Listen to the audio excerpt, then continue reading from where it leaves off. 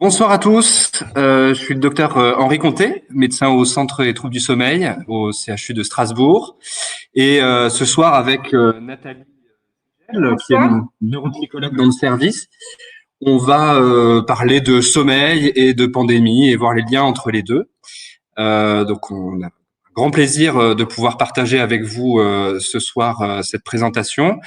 Ce qu'on va faire, c'est que je pense qu'on va partir sur 40-45 minutes de présentation. Et puis ensuite, il restera un temps de discussion pour poser vos questions à la fin. Vous pouvez déjà poser vos questions s'il y en a pendant la présentation. On prendra plutôt du temps à la fin de la présentation pour répondre au maximum de vos questions. Bon, après, s'il y a une incompréhension, on peut aussi s'interrompre rapidement. Voilà. On va pouvoir commencer. Alors, il faut juste que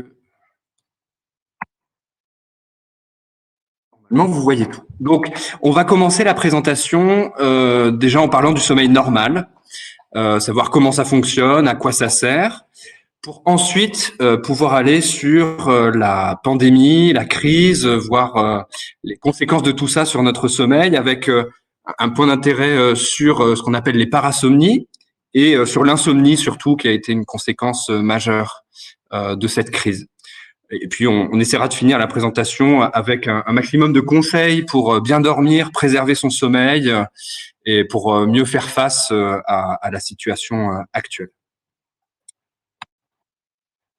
Déjà, qu'est-ce que c'est le sommeil? Le sommeil, c'est une modification de notre état de vigilance, de notre état de conscience, qui est réversible. À l'inverse de quelqu'un qui serait dans le coma, qui peut pas se réveiller, quand on est dans le sommeil, s'il y a une stimulation, un bruit extérieur, on se réveille instantanément.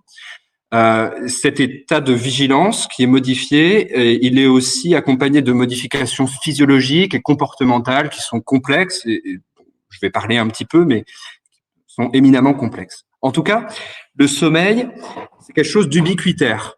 C'est présent sur toutes les espèces vivantes, tous les animaux de la Terre dorment à un moment ou un autre. Alors, en fonction de l'animal, c'est plus ou moins long. Les girafes dorment pas beaucoup, à peine 2 heures par jour, alors que les chauves-souris, qui sont tristement célèbres depuis un an, ont plutôt tendance à dormir une vingtaine d'heures par jour. À quoi sert le sommeil? euh, Si on part du postulat qu'on passe le tiers de notre vie à dormir, c'est bien que ça a une importance. Et en fait, le sommeil, c'est vital. C'est vital parce que ça a des rôles multiples et majeurs sur plein de fonctions physiologiques et comportementales. La première des choses, et c'est la plus intuitive, c'est que ça permet de restaurer l'énergie qu'on a dépensée en journée.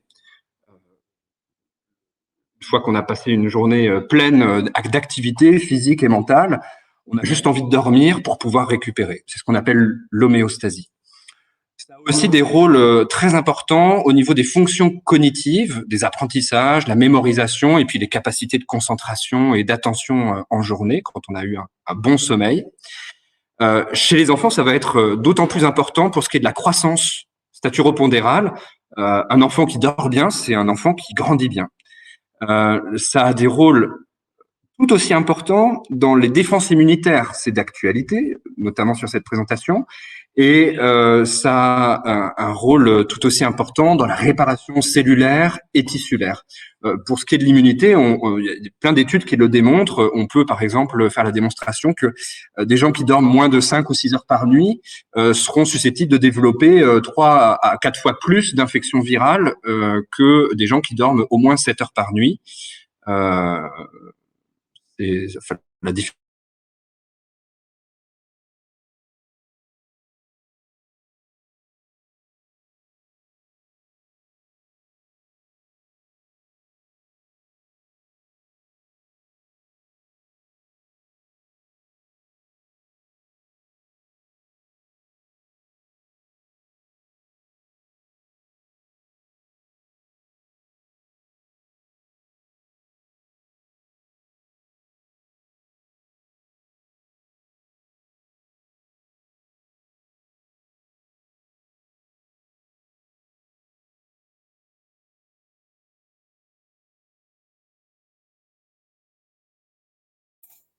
Alors à tous, je crois que Henri a eu une petite déconnexion, donc on l'entend plus. Je pense qu'il va pas tarder à revenir.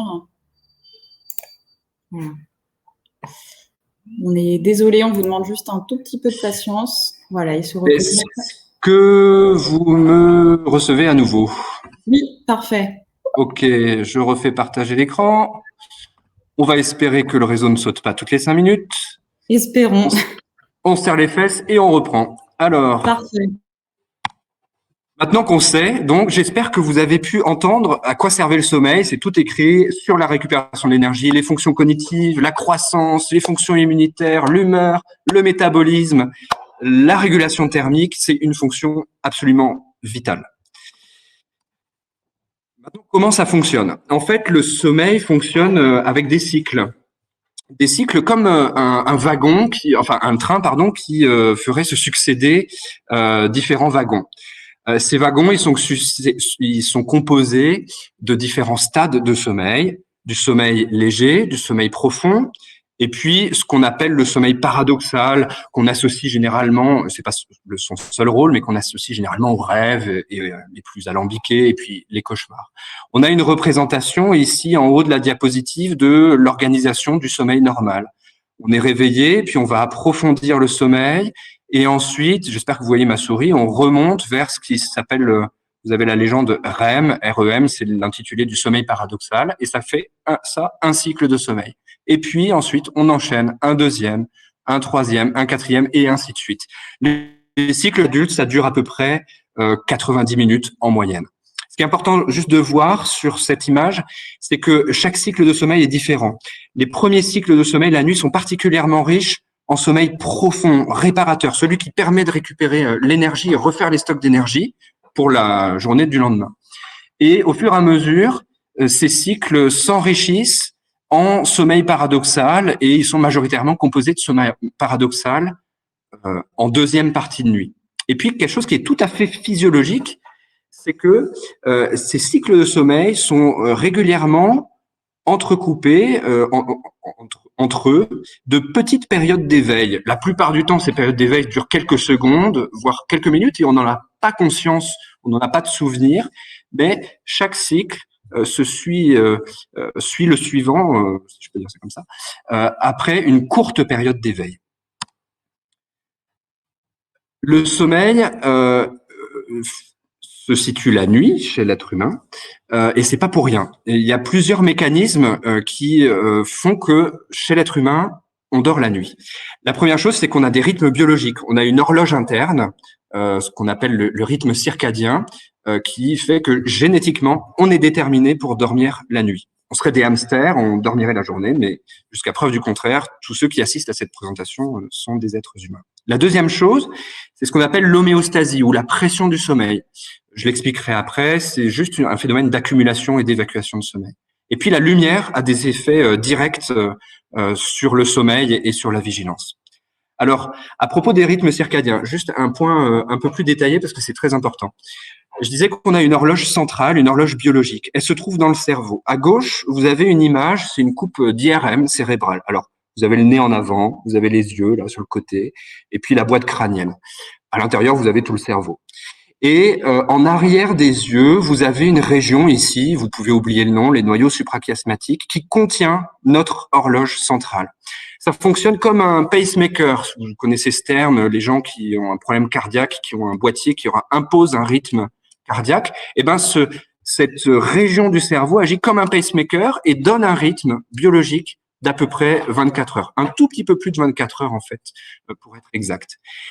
À partir de là, cette horloge, elle va envoyer des messages dans différentes zones cérébrales, notamment une qui nous intéresse, c'est la glande pinéale qui est un peu plus en arrière, qui produit la mélatonine, une hormone dont on parle beaucoup.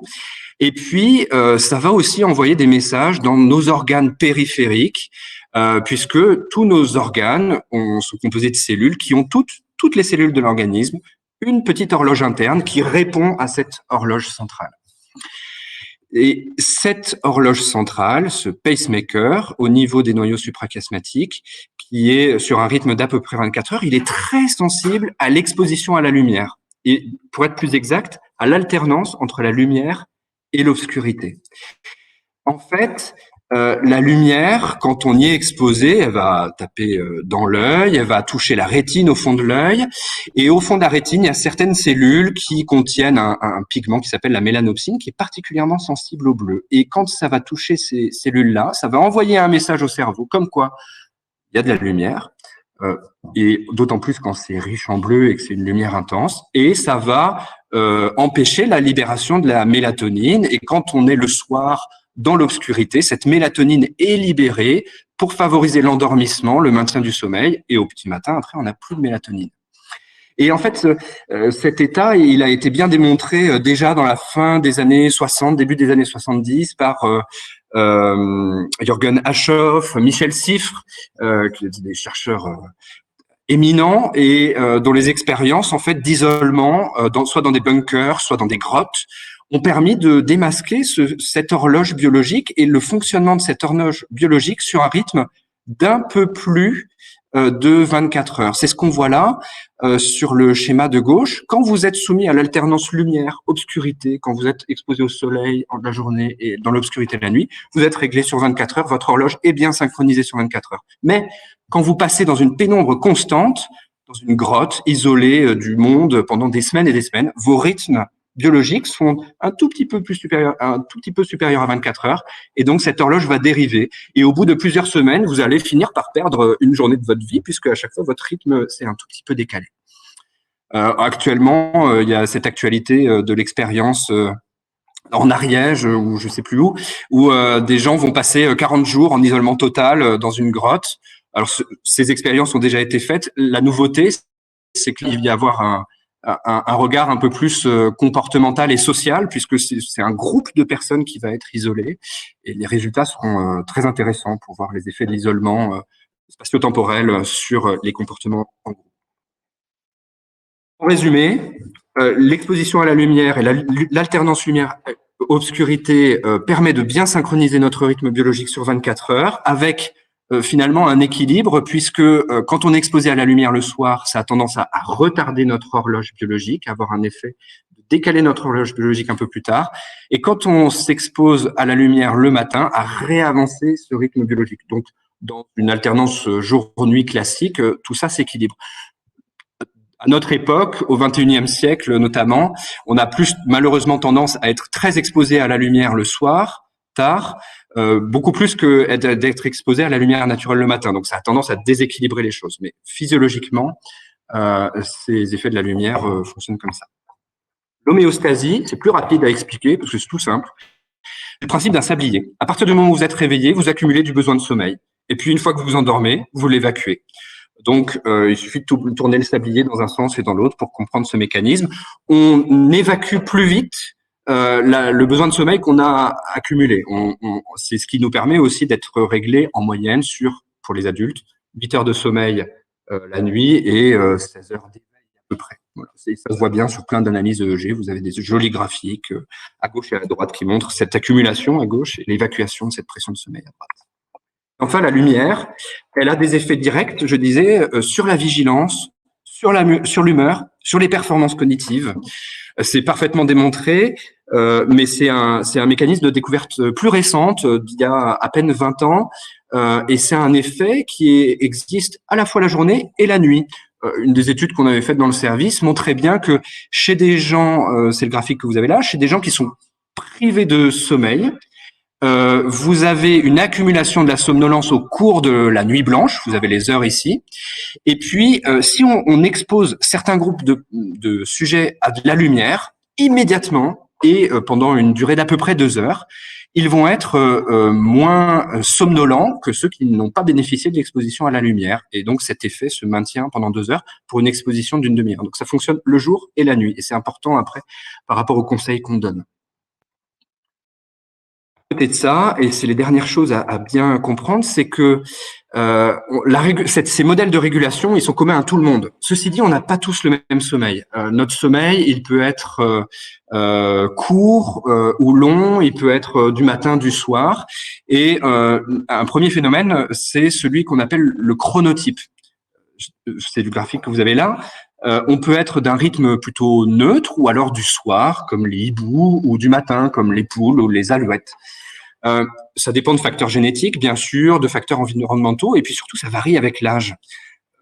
En fait, vous avez ce graphique, alors je l'ai rapetissé pour que ça rentre dedans, mais il est très simple à comprendre. Vous avez l'âge entre 10 ans et 80-90 ans ici qui évolue, et puis le rythme biologique. Plus le score de ce chronotype est élevé, plus on est du soir.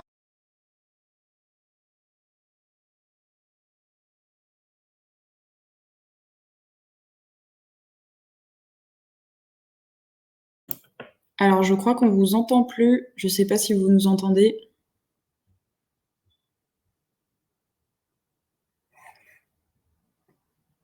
On ne vous entend plus. Voilà, la connexion va revenir. Un petit peu de patience.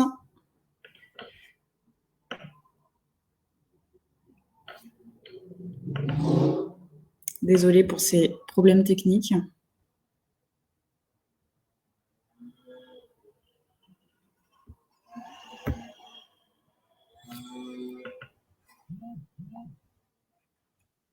Bon, et ben c'est un petit peu folklore ce soir. On vous entend.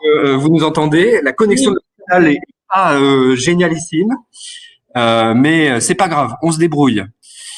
C'est du Euh, live. Hop là, je partage ma diapo. Donc ce rythme change au cours des années. C'est bon, tout le monde a pu voir cela. La dernière chose, et après je laisserai la parole à Nathalie Sigel, c'est que notre temps de sommeil est pas le même. Il y en a qui ont besoin de 6 heures de sommeil et ils sont frais comme des gardons le matin. Il y en a d'autres qui ont besoin d'un peu plus de sommeil. Ce temps de sommeil normal à l'âge adulte, il est à peu près de 7-8 heures. Voilà. Mais évidemment, à la petite enfance, les besoins de sommeil étaient bien plus conséquents et ça diminue progressivement tout au long de l'âge. C'est aussi déterminé par des facteurs génétiques, environnementaux, et donc on se classe entre court, long et moyen dormeur. Maintenant, je vais laisser la parole à Nathalie Sigel qui va pouvoir, une fois qu'on a bien parlé du sommeil normal, pour vous expliquer tous les impacts que cette pandémie et la crise sur le sommeil. Merci Henri. Alors effectivement, on va arriver sur le sujet de la pandémie, de la crise et des liens particuliers avec le sommeil, hein, puisque c'est le sujet d'aujourd'hui, la journée du sommeil. Alors, quelles ont été les conséquences sur notre vie et sur notre sommeil? On a eu une grosse modification au niveau de nos habitudes de vie pendant plusieurs semaines, hein, avec une modification au niveau du travail, avec le télétravail, le chômage, une exposition aux écrans et des horaires qui se décalent, avec une tendance à se décaler un peu plus en soirée pour finir la journée de travail, par exemple, avec les enfants, avec la garde et l'école à la maison, notamment pendant le premier confinement, une modification des loisirs avec une diminution de l'activité physique, une utilisation accrue des écrans, un isolement social, des modifications au niveau de l'alimentation avec une prise de poids, l'augmentation de la consommation d'alcool et des rythmes modifiés au niveau du sommeil, la pratique de sieste qui est devenue plus courante également. Quelles ont été les conséquences de toutes ces modifications de nos habitudes? En premier lieu, un stress à la maison, un stress au travail, une prise de poids, beaucoup d'anxiété via les médias, des inquiétudes face à la pandémie, face à l'avenir, de pas savoir quand est-ce que ça va se terminer, une solitude. Et donc tout ça a eu un impact donc sur l'humeur, sur le sommeil. Sans être exhaustif, hein, bien sûr, hein, mais avec d'importants impacts au niveau de l'humeur et au niveau du sommeil. Alors, concrètement, au niveau du sommeil, qu'est-ce qui s'est passé? Donc, on a une étude du réseau Morphée qui a été réalisée pendant la 4e semaine du confinement au printemps, qui a démontré que près d'un Français sur 2 a ressenti un sommeil de moins bonne qualité, une détérioration du sommeil pendant le confinement. On a observé un décalage en fait au niveau des horaires, hein, avec un coucher plus tardif un lever également plus tardif, une durée de sommeil augmentée de en moyenne 42 minutes et surtout une plus grande irrégularité des rythmes et des horaires de sommeil en fonction des jours, donc un écart de plus de 2 heures par jour chez 16% des participants, ce qui est énorme par rapport à avant le confinement. Il a été démontré qu'il y a une association très forte en fait entre la détérioration du sommeil et une diminution en fait, à l'exposition à la lumière du jour, mais aussi à l'utilisation des écrans en soirée. Et on voit que le nombre de personnes qui utilisent leurs écrans plus de 4 heures dans la soirée a presque triplé en fait pendant le confinement, ce qui est considérable. Vraiment, ces deux facteurs qui ont été corrélés avec la détérioration du sommeil chez les Français. Quelles sont les conséquences de ce sommeil détérioré? Alors, je ne suis pas exhaustive non plus à ce moment-là, mais on peut parler de conséquences déjà sur la vigilance avec une fatigue, voire une somnolence en journée, un impact sur l'humeur avec une recrudescence de troubles anxieux et dépressifs pendant le deuxième confinement, et la consommation d'hypnotiques qui a nettement augmenté à partir du moment du confinement.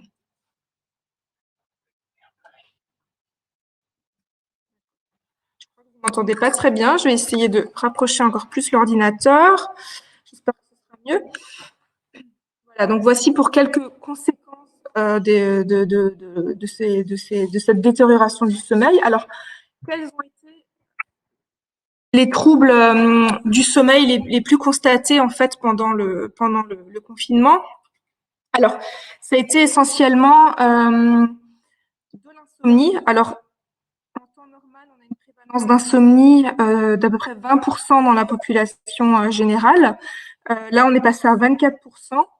On a également des troubles du rythme circadien, mais aussi une recrudescence des parasomnies, notamment des rêves et des cauchemars à contenu intense et chargé en émotions négatives qui se sont nettement manifestés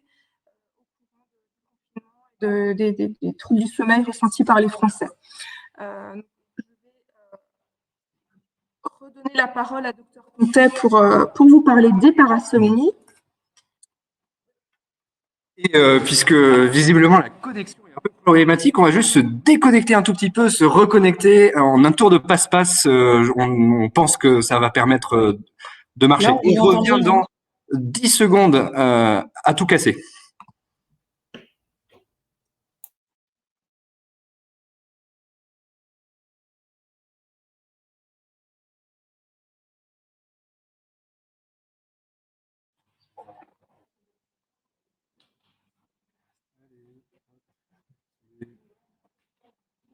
Bah ouais, carrément. Allez. On est de retour, c'est bon? Tout le monde nous entend? C'est parfait. Parfait. Allez. Oh, ça met un peu de piment, c'est bien. Donc, à propos, alors juste il faut que je me mette là. À propos des parasomnies, déjà qu'est-ce que c'est une parasomnie? C'est tout événement indésirable qui survient pendant ou autour du sommeil. Classiquement, on distingue les parasomnies selon le moment où elles surviennent pendant le sommeil. D'abord les parasomnies du sommeil paradoxal, qui sont typiquement les cauchemars, et celles du sommeil lent profond, le somnambulisme, les terreurs nocturnes, les éveils confusionnels. On a aussi d'autres parasomnies, le bruxisme, le fait de grincer des dents, ou la somniloquie, le fait de parler pendant le sommeil, ou les rythmies, des balancements un peu stéréotypés comme ça pendant le sommeil, qui, elles, ne dépendent pas du stade de sommeil. Mais avant de parler des parasomnies du sommeil, je voulais faire juste un petit point sur les parasomnies de l'éveil. On met dedans les hallucinations du sommeil, les paralysies du sommeil.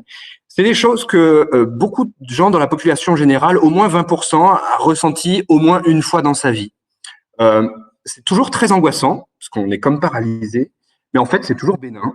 C'est pas associé à des maladies neurologiques particulières, on va pas finir sa vie paralysée.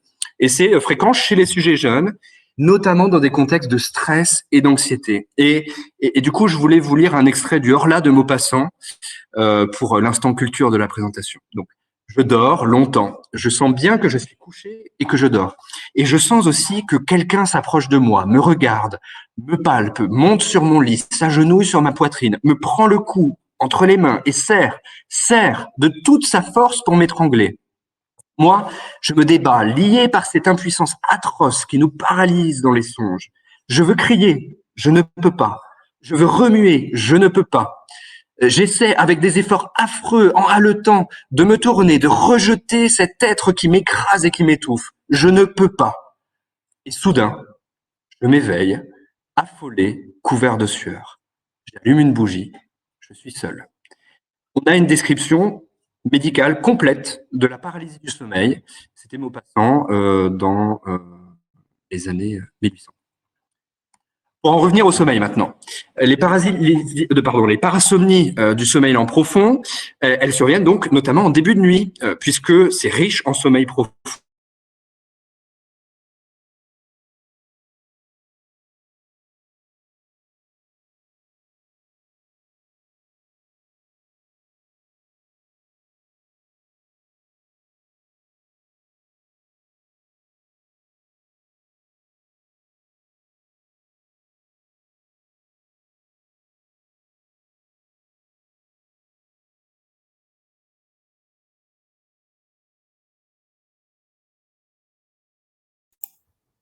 Alors, encore une fois, pas de panique, hein, on revient dans un instant.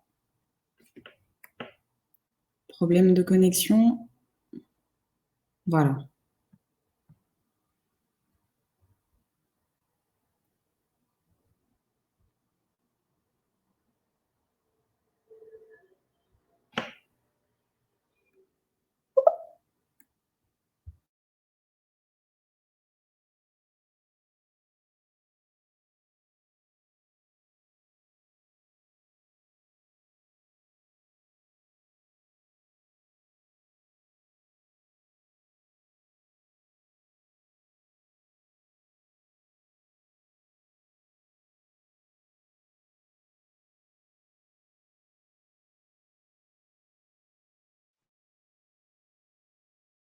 Allez, je coupe la caméra, je mets le son. Alors, c'est bon? Est-ce qu'on m'entend à nouveau? Oui, on vous entend. Bon, j'ai désactivé la caméra en espérant que ça permette de solliciter un peu moins le réseau de l'hôpital. Si vous voulez, on pourra peut-être organiser une collecte pour faire un réseau de l'hôpital un peu plus performant. Ça pourrait être une idée à la fin de cette soirée. Donc, je parlais des parasomnies du sommeil lent profond. Je pense que tout le monde y est. Ça contient les éveils confusionnels, juste le fait de s'asseoir, de regarder de manière un peu hagard la chambre et puis de se recoucher. Tout ça, on n'en a aucun souvenir, mais c'est juste un petit comportement automatique pendant le sommeil. Le somnambulisme, et puis les terreurs nocturnes, et qui sont, elles, évoluent plutôt dans un contexte d'anxiété plus importante. Alors, les parasomnies du sommeil lent profond, c'est fréquent chez l'enfant par nature, c'est lié à la maturation cérébrale et c'est plus rare chez l'adulte. On a l'habitude de dire qu'il y a 20% des enfants de 3 ans qui font des parasomnies et l'inverse, 3% des adultes de l'âge de 20 ans. Le mécanisme de ces parasomnies, en fait, c'est d'abord d'être en sommeil lent profond. Alors, si sur une nuit on est privé de sommeil, on fait une garde pour les soignants ou alors une nuit blanche, on fait la fête, bah, le lendemain on le paye, on a un rebond de sommeil profond et donc ça peut augmenter la fréquence des parasomnies. Ensuite, la parasomnie, c'est d'abord d'être dans du sommeil profond et ensuite d'en émerger, de s'en réveiller. Donc, toutes les causes de réveil vont augmenter les parasomnies. Le fait de faire de l'apnée du sommeil, le fait d'avoir un environnement bruyant, des animaux, le chat est le pire ennemi du sommeil de l'homme. Le stress aussi, l'anxiété, surtout dans ces périodes anxiogènes de pandémie, de couvre-feu et de reconfinement, ça a un effet majeur sur la qualité du sommeil. Et puis, ces parasomnies, elles surviennent quand on se réveille du sommeil lent profond et qu'on est un peu confus en fait. On n'est ni tout à fait réveillé, ni tout à fait endormi. On dit qu'on est dissocié. Il y a comme une partie du cerveau qui est endormie et l'autre réveillée. Donc, tous les facteurs qui augmentent la confusion, certains médicaments, psychotropes et autres, l'alcool et d'autres toxiques vont favoriser ces parasomnies. La Covid n'a pas épargné les parasomnies et il y a plusieurs études internationales qui ont bien démontré l'augmentation de l'incidence de ces parasomnies en période Covid. Il y a par exemple, c'est un exemple parmi d'autres, une étude espagnole sur la première vague. Ils ont comparé le sommeil de soignants de la Covid et le sommeil de travailleurs non soignants. C'est un secret pour personne que la première vague a été très traumatisante pour à la fois pour les patients, bien sûr, mais aussi pour les soignants. On est à Strasbourg avec Colmar-Mulhouse. On a eu une première vague particulièrement agressive et on a vu dans nos patients beaucoup de soignants qui ont été littéralement traumatisés par cette première vague qui a été prise de plein fouet. Et donc, on voit bien les différences entre les soignants et les non-soignants de présence des parasomnies, y compris les terreurs nocturnes dans un contexte de stress aigu et de stress post-traumatique. Pardon. Pour le sommeil paradoxal, j'évoquais les cauchemars. Les cauchemars, du coup, ils viennent typiquement plutôt en deuxième partie de nuit, puisque c'est plus riche en sommeil paradoxal. Et là, on en a un souvenir, ce qui fait que le cauchemar est embêtant, que on rumine après dessus. C'est bien parce qu'on en garde un souvenir. À l'inverse des parasomnies du sommeil lent profond. Et là aussi, l'épidémie Covid a eu clairement des conséquences sur l'augmentation de la survenue de ces cauchemars. Là aussi, toute une littérature internationale. J'ai choisi pour l'exemple cette étude finlandaise c'était des questionnaires en ligne, 4000 répondants. Il y a 26% des gens qui ont déclaré faire plus de cauchemars que d'habitude. Et seulement 3% des gens qui ont déclaré en faire moins. Donc, il y a une nette différence, une nette accentuation des cauchemars sur ces périodes-là. Majoritairement, ça a été associé et vécu avec un stress plus important pour les patients qui se plaignaient de cauchemars. Et au-delà de la survenue plus fréquente des cauchemars, c'est aussi le contenu des rêves et des cauchemars qui s'est modifié. Chez les gens qui présentaient des cauchemars dans un contexte de stress associé à l'épidémie, à la crise, les thèmes des cauchemars, c'était fatalement Covid, mort, travail. Les gens qui n'étaient pas particulièrement stressés, c'était plutôt des thèmes classiques de cauchemar, la foule, les amis et le Covid, parce que quand même c'était d'actualité. Voilà pour une petite parenthèse sur les parasomnies. Et maintenant, je vais repasser la main à Nathalie Ségel qui va pouvoir vous parler plus en profondeur de l'insomnie et ensuite qui enchaînera sur ces fameux conseils d'hygiène de sommeil. Elle finira la présentation et puis ensuite, sur le temps qui reste, on pourra répondre à toutes vos questions. Voilà, merci beaucoup. Henri. Alors, concernant l'insomnie, donc, comme je vous le disais tout à l'heure, la prévalence en temps normal, c'est 20% d'insomnie chronique dans la population générale en France. On est passé à 24% durant le second confinement.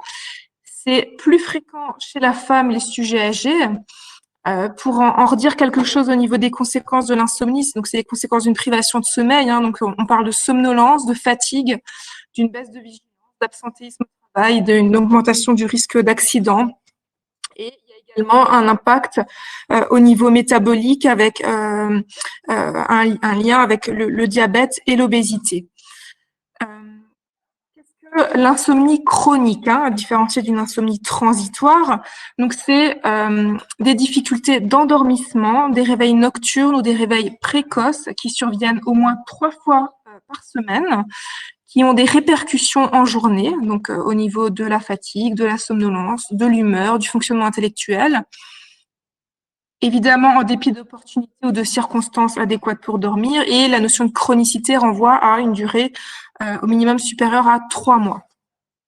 On parle de composantes psychophysiologiques pour l'insomnie chronique, quand il y a une fixation sur le sommeil, un mental, directement en lien avec l'anxiété, le stress, qui vient stimuler les systèmes d'éveil et qui vient du coup favoriser les pensées, les ruminations, les cogitations, le tout étant bien évidemment incompatible avec un accès au sommeil.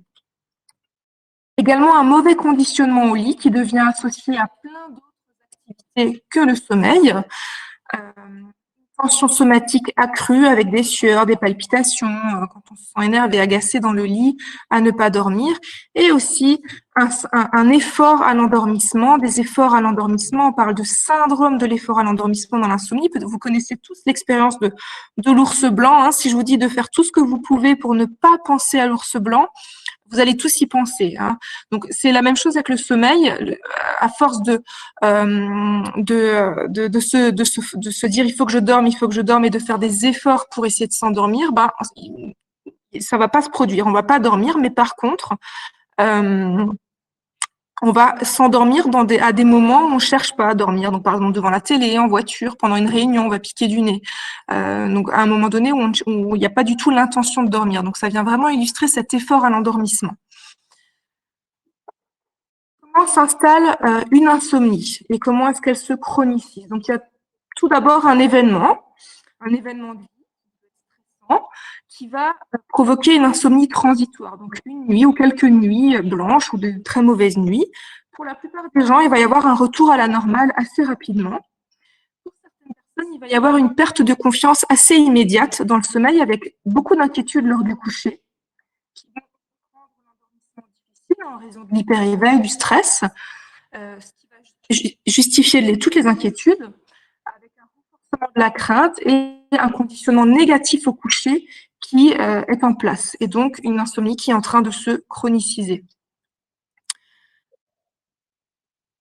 Comment est entretenue une insomnie? Alors, je crois que le son est... Vous m'entendez pas très bien?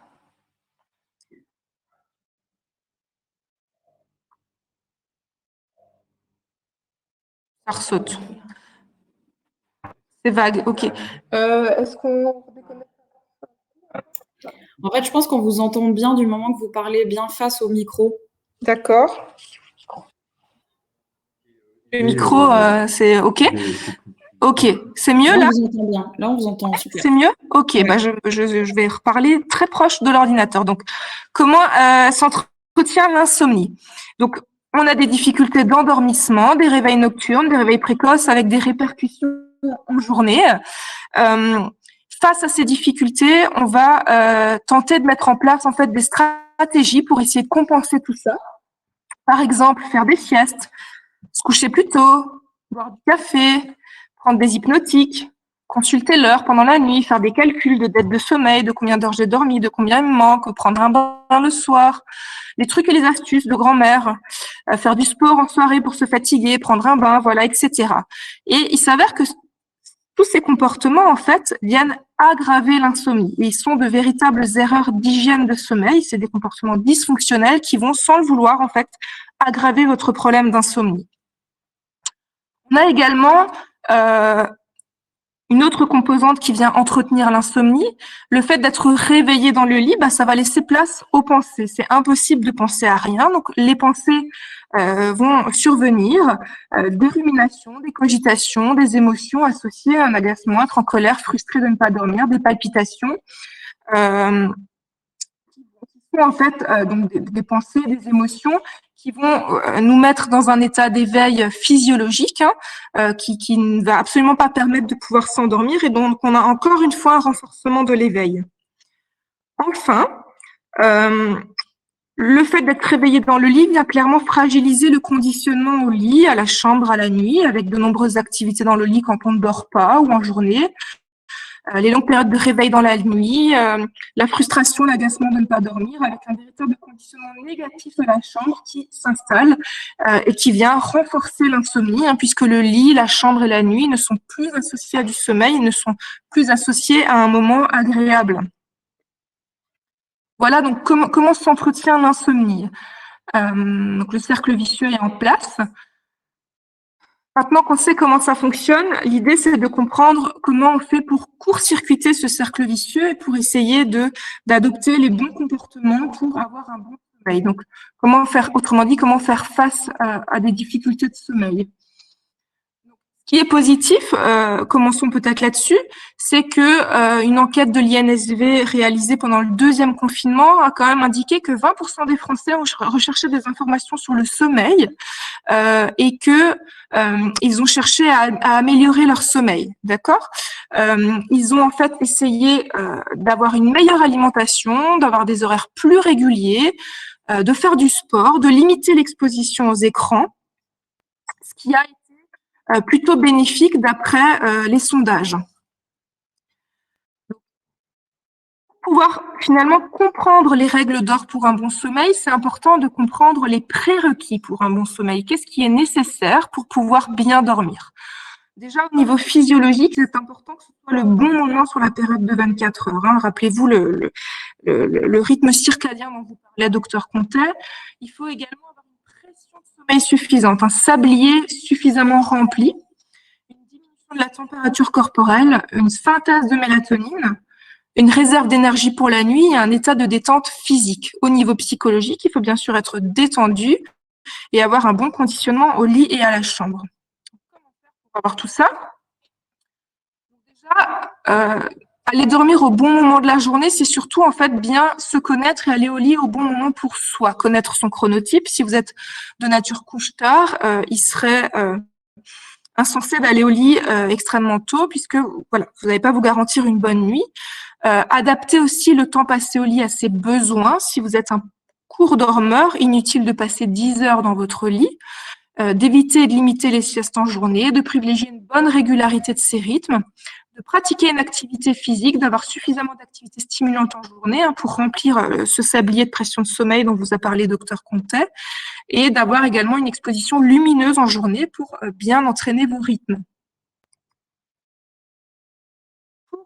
Donc encore sur le plan physiologique, donc une diminution de la température corporelle, donc de maintenir une chambre fraîche, d'éviter de prendre sa douche ou de prendre le bain dans les 2 heures avant le coucher, et d'aussi éviter l'activité physique en soirée. Pour pouvoir favoriser la sécrétion de la mélatonine, donc de privilégier une diminution progressive à l'exposition lumineuse en soirée, donc de passer sur une lumière tamisée, d'éviter les écrans en soirée, idéalement 2 heures avant le coucher. On parle surtout des écrans qui sont près des yeux, donc la tablette, l'ordinateur, le smartphone. Pour la télé, ça reste une activité de détente et on est un peu plus loin, donc on ne va pas avoir un avis aussi tranché que par rapport aux écrans proches des yeux. Éventuellement porter des lunettes de soleil en fin de journée et de dormir dans l'obscurité complète.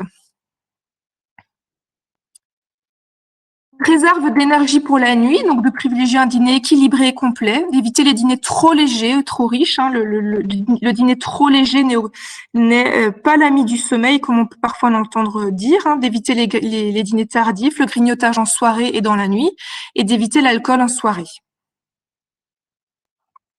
Un bon conditionnement au lit et à la chambre, donc d'éviter d'associer le lit à d'autres activités, de sortir du lit en cas de réveil prolongé, de pratiquer une activité de détente dans une autre pièce jusqu'au retour de la somnolence. Et encore une fois, de bien se connaître et d'aller au lit au bon moment pour soi, pour favoriser un endormissement rapide, bien sûr. Hein.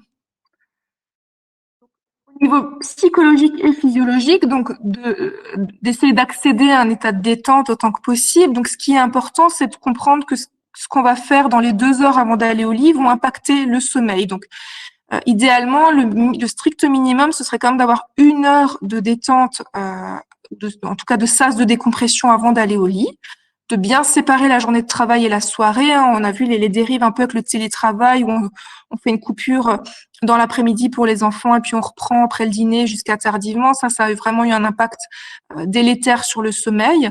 D'instaurer un rituel également pour les adultes et d'éviter les excitants, le café, le thé, le tabac en soirée. Toujours sur l'état de détente, donc c'est important d'avoir des activités plaisantes, de plaisir et de détente afin de se coucher sereinement, pour aider à éviter les ruminations anxieuses liées au travail, par exemple. Pourquoi pas utiliser des techniques de respiration et ou de relaxation. Il existe pas mal maintenant d'applications mobiles qui permettent de s'initier à ça, par exemple, ou de livres ou de choses qu'on trouve assez facilement dans les médias. Voilà. Donc, directement Donc une transition sur ce que je viens de vous dire. Donc en termes d'application mobile pour essayer de vous initier aux techniques de respiration, de cohérence cardiaque, de méditation, les sites internet de l'INSV, du réseau Morphée, et puis encore une référence d'un livre. Voilà, on vous remercie pour votre attention et on va répondre à vos questions.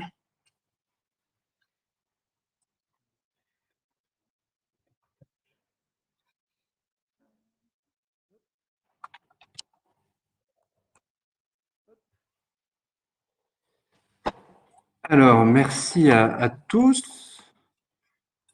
pour votre patience d'abord, pour votre écoute, votre attention. Ce qu'on va faire, c'est que comme on arrête le partage d'écran, on va essayer de... C'est un peu plus simple pour répondre aux questions. Alors, on va essayer de reprendre un petit peu les questions qui avaient été posées au début.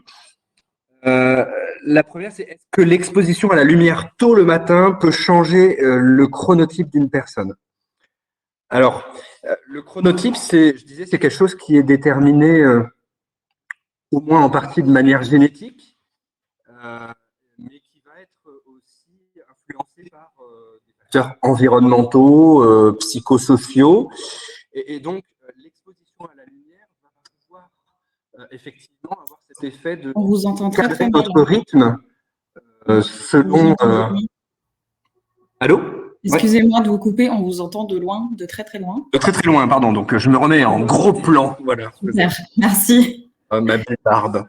Donc, ce que je disais, c'est que la lumière a donc ces effets sur les rythmes biologiques et effectivement, par exemple, s'exposer à la lumière tôt le matin va permettre de recaler les rythmes de sommeil un peu plus tôt. C'est effectivement un effet très important au niveau de ces rythmes circadiens. Et on peut aider les gens qui, par exemple, ont un rythme biologique trop tardif, des gens dont on dit qu'ils ont un syndrome de retard de phase, avec un coucher, endormissement passé 3 heures du matin et un réveil passé midi. On peut les aider en gérant leur exposition à la lumière, c'est-à-dire en évinçant le plus possible l'exposition à la lumière le soir et en favorisant l'exposition à la lumière le matin, par exemple avec une aide, la luminothérapie, la lumière artificielle. On peut arriver à recadrer ces rythmes un peu plus tôt. On peut aussi agir à l'inverse. Il y a des gens qui ont une avance de phase, ils sont trop en avance. À 20h, ils sont exténués, mais à 3h, 4h du matin, ils sont parfaits et ça correspond pas forcément à leur rythme social, familial, aux impératifs. Et là aussi, on peut utiliser la lumière pour recadrer ce rythme dans l'autre sens. Mais ceci dit, ça nécessite beaucoup de discipline pour s'y astreindre à ces règles d'utilisation de la lumière, voire d'éviction de manière quotidienne. Et c'est pas toujours facile au long cours. Mais en tout cas, effectivement, le chronotype peut être modulé par l'exposition à la lumière et cette alternance lumière-obscurité. C'est ce qui se passe aussi, juste pour finir cette question, dans l'exemple du jet lag. Quand les gens voyagent à l'autre bout du monde, si là, ce soir, on prend tous un avion pour New York, on va avoir un rythme complètement décalé et on a 6 heures de décalage avec eux. Ben, c'est pas grave, au bout de quelques jours, on s'en sera remis. Nos rythmes biologiques vont s'adapter parce que le rythme lumière et obscurité est différent là-bas. Et c'est par ce changement d'horaire de lumière et obscurité que notre rythme biologique sera. J'espère que j'ai répondu à la question.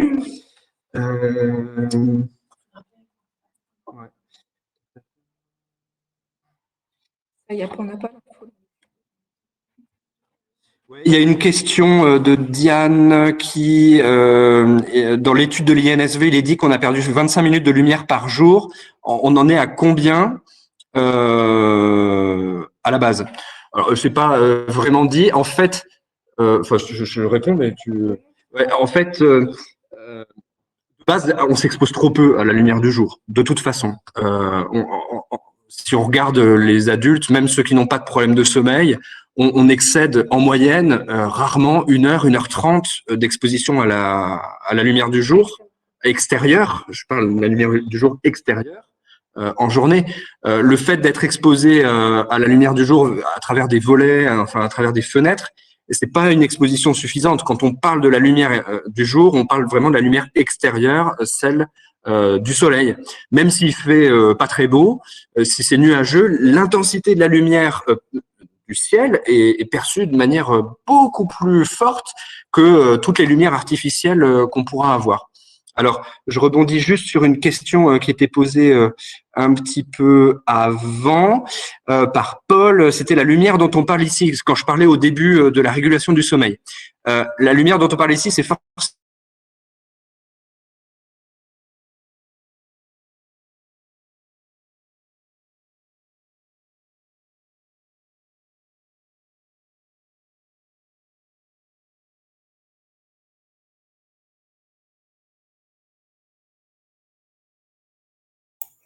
On vous a reperdu. Non, ils vont pas tarder à se reconnecter. Vraiment, merci de votre patience. Ah oui, on n'est pas à Strasbourg, là, on est dans quel pays défriché. On est en zone blanche. Est-ce que vous m'entendez à nouveau ou pas? Oui, super. J'étais en train de répondre à la question sur la lumière. Donc, en fait, l'intensité de la lumière a un rôle important dans cette régulation de l'horloge biologique et les effets directs.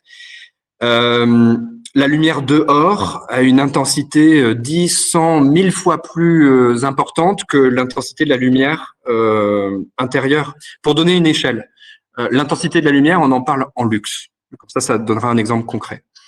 Un lux, c'est qu'on perçoit d'une bougie à 1 mètre de distance. C'est un lux. Quand on est là dans la pièce de conférence dans laquelle on est, et chez vous, si vous êtes chez vous, la lumière d'ambiance, c'est généralement 150, 200 lux. Dans des bureaux, dans les usines, ça peut monter à 300, 400, 500 lux quand il faut vraiment beaucoup de lumière, beaucoup de néon. Mais si on met le nez dehors en journée, l'intensité lumineuse, elle est de plusieurs milliers de lux. Voire même plusieurs dizaines de milliers de lux quand on est en plein été dans un parc, sur le parvis de la cathédrale, que je vous invite à visiter quand on pourra à nouveau à Strasbourg. Donc, vraiment, l'intensité lumineuse a un rôle important et l'intensité du domicile est très faible en fait par rapport à l'intensité extérieure. Les écrans, par contre, le problème, c'est qu'on est souvent exposé proche. Là, vous voyez, je prends une dose de lumière incroyable. Je regarde directement cette lumière et en plus, c'est souvent riche en bleu. Et je l'évoquais au début, on a des cellules dans la rétine qui sont particulièrement sensibles à cette lumière bleue et qui vont envoyer ce message au cerveau. Et donc, tous les types de lumière vont avoir des effets sur les rythmes circadiens, mais le problème, c'est la gestion de l'intensité et du timing auquel on s'y expose.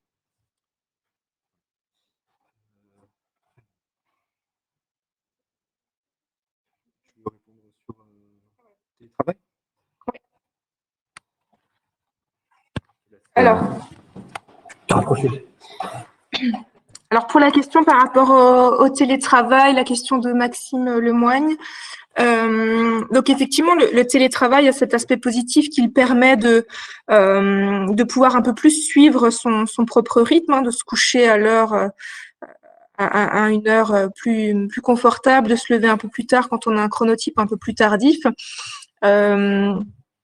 Le danger, c'est que le télétravail, comme on l'a vu tout à l'heure, amène à plus d'irrégularité dans les rythmes. Donc voilà, le bénéfice est un peu entaché par ce risque d'irrégularité qu'il existe dans cette période de télétravail. Alors, question suivante.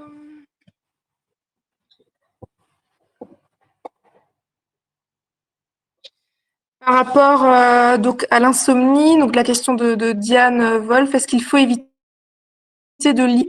Est-ce qu'il est gênant de parfois s'endormir ailleurs et ensuite d'aller au lit? Quand on n'a pas de problème, je dirais que non. Quand on a des soucis de sommeil, il faut vraiment essayer de soigner son hygiène de sommeil, son conditionnement au lit. Donc effectivement, d'éviter la lecture au lit, en tout cas sur des temps longs. Quand il s'agit juste d'un rituel et de faire quelques minutes de lecture avant l'extinction des feux, c'est un rituel, c'est une bonne chose. Quand c'est une demi-heure, 1 heure, 2 heures de lecture dans le lit, là, ça peut poser souci. Idem, lorsqu'on s'endort sur le canapé avant d'aller au lit, on est déjà en train en fait de grappiller notre capital nuit au moment de la somnolence sur le canapé. Donc ça peut aussi favoriser l'insomnie d'endormissement euh, ou des réveils nocturnes, hein, le fait d'avoir commencé sa nuit sur le canapé avant d'aller au lit. Donc effectivement à éviter si on est fragile par rapport au sommeil et qu'on est sujet à l'insomnie.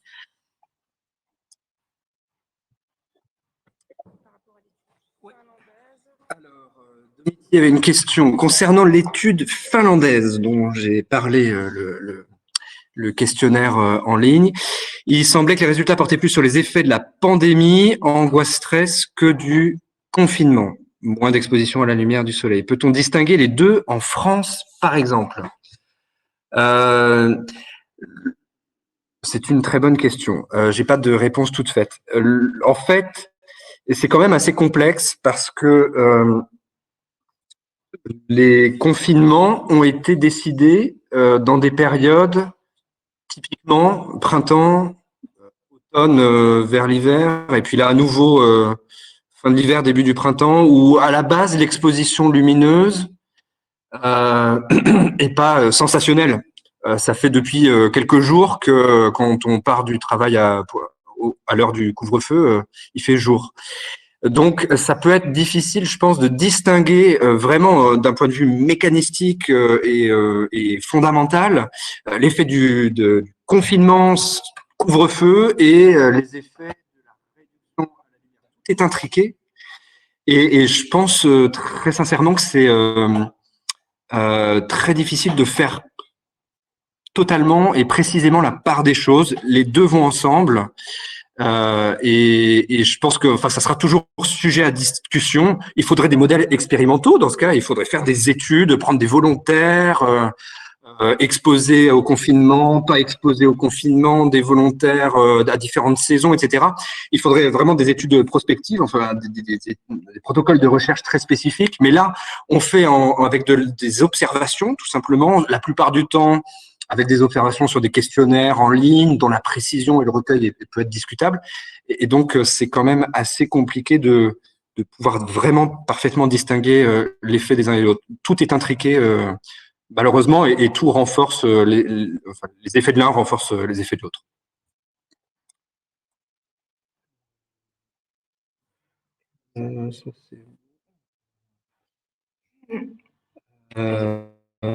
Alors, est-il vrai que les heures avant minuit sont plus bénéfiques, nous demande Marie. C'est plutôt faux. En fait, ce qui se passe, c'est que, on l'a expliqué, les premiers cycles de sommeil sont particulièrement riches en sommeil lent, profond, ce sommeil réparateur qui nous permet de récupérer l'énergie qu'on a dépensée en journée. Ceci dit, toutes les phases de sommeil sont importantes et elles ont toutes leur rôle. Première chose. La deuxième chose, ce qu'on disait, c'est qu'on a tous des rythmes et des besoins différents. Il y en a qui sont très contents avec un sommeil entre minuit et 6 heures. Ils fonctionnent admirablement bien. D'autres qui peuvent pas fonctionner autrement que de dormir entre 21 heures et 7 heures du matin. Et d'autres, et chacun a son rythme différent. Et donc, de dire que c'est avant minuit que c'est le plus important, c'est pas franchement vrai. En fait, c'est une sorte de croyance populaire, enfin d'adage, qui concerne, je pense, plutôt les enfants, parce que ce sommeil en profond est directement associé à la production d'hormones de croissance. Et donc, il faut absolument que, effectivement, chez les enfants, ce sommeil profond soit respecté, soit de bonne qualité pour avoir une croissance harmonieuse et de croître en bonne santé. Mais vraiment, c'est pas une histoire d'être avant minuit ou après minuit. Le sommeil n'est pas moins important après minuit, clairement pas. Et il n'est pas tellement plus important avant minuit. C'est juste la structure du sommeil qui est différente entre première et deuxième partie de nuit. Et donc, à partir de là, il faut simplement arriver à trouver son rythme propre. Mon rythme ne sera pas celui de Nathalie et sera pas le vôtre. Et arriver à respecter ce rythme et ses besoins, indépendamment de la question de avant ou après minuit.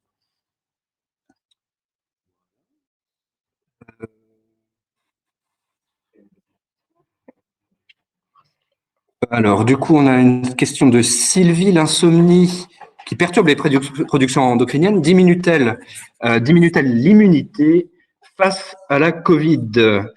Oui, en fait, au tout début, je l'ai abordé très rapidement. L'insomnie, donc un temps de sommeil plus court, c'est démontré, c'est associé à plus de troubles métaboliques, ce qu'on appelle le syndrome métabolique, les maladies cardiovasculaires, diabète, etc. Donc ça, c'est la première chose. Elle diminue, l'insomnie en elle-même diminue nos défenses immunitaires, nos capacités de résistance immunitaire de manière générale. Là, comme ça, j'ai pas en tête une étude qui compare insomniaque contre non-insomniaque par rapport à l'incidence, ces fameux taux d'incidence de la Covid. Mais on le sait très bien sur d'autres maladies infectieuses. Je le citais au début, une étude que je trouvais assez marquante, c'est ils ont pris des gens qui sont soit insomniaques, qui dorment moins de 5-6 heures, soit des gens qui ont un sommeil normal, 7-8 heures par nuit. Et alors c'est un protocole de recherche, les gens sont volontaires. Ils se sont fait instiller dans le nez quelques pulvérisations de virus, de rhinovirus, le virus juste du rhume banal. Donc rien de grave et rien de dangereux dans cette expérience. Et en fait, c'est clairement les gens qui ont un temps de sommeil plus court ont un taux d'infection, un nombre d'infections beaucoup plus important que ceux qui ont un sommeil de bonne qualité. Et en fait, ces données, on peut les extrapoler à toutes les maladies infectieuses. On sait bien que en infectiologie, la qualité du sommeil, le temps de sommeil, quand il est respecté, permet aussi d'adapter, de bien faire fonctionner la machine immunitaire et donc de mieux se défendre. Donc, c'est particulièrement important dans cette période-là de reprise épidémique, de pouvoir trouver le moyen de vraiment respecter son sommeil et d'y faire attention.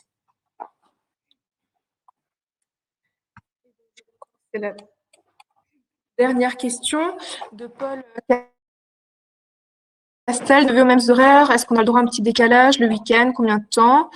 Alors, la réponse est la même qu'avant. Quand on n'a pas de problème de sommeil, on peut adopter des rythmes différents le week-end si ça n'a pas d'impact. Quand on a une sensibilité par rapport à l'insomnie,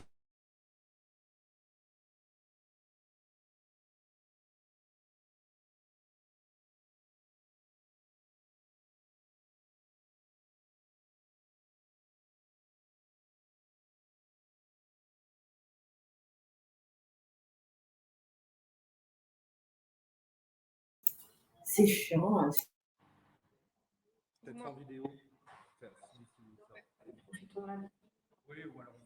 Est-ce que vous m'entendez? Oui, c'est parfait. On vous entend bien. Je reprends par rapport au rythme régulier entre semaine et week-end. Comme je disais, quand on n'a pas de difficulté de sommeil, ça pose pas a priori de souci d'avoir un rythme différent le week-end. Hein, si ça n'a pas d'impact, il y a plein de gens qui n'ont pas les mêmes rythmes le week-end. Quand on a une sensibilité par rapport à l'insomnie, qu'on a tendance à avoir des difficultés d'endormissement ou voilà des réveils, l'idéal, c'est quand même d'avoir un rythme le plus régulier possible. Simplement pas se décaler, pas avoir un rythme sur 5 jours, puis avoir un autre rythme sur 2 jours, hein, d'avoir des rythmes les plus proches possibles. Hein. L'idée, c'est de pas se mettre, comme on dit, en jet lag le week-end. Hein. Si vous vous couchez 3 heures plus tard, vous vous levez 3 heures plus tard. C'est comme si finalement vous partiez en voyage les 2 jours du week-end, direction.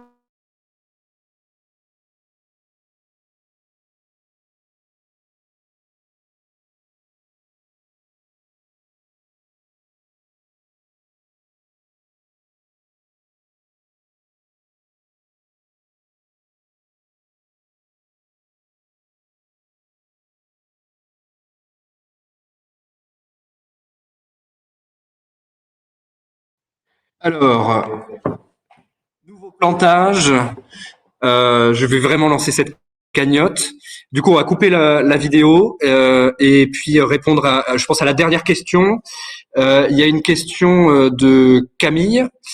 À l'inverse de la lumière bleue, est-il vrai que la lumière rouge peut favoriser l'endormissement, notamment dans une salle de repos pour des soignants de nuit? C'est une excellente question. Alors, la lumière bleue, effectivement, je disais, a cet effet activateur sur la vigilance, sur l'humeur, sur le sommeil, etc. Et en fait, il n'y a pas encore de démonstration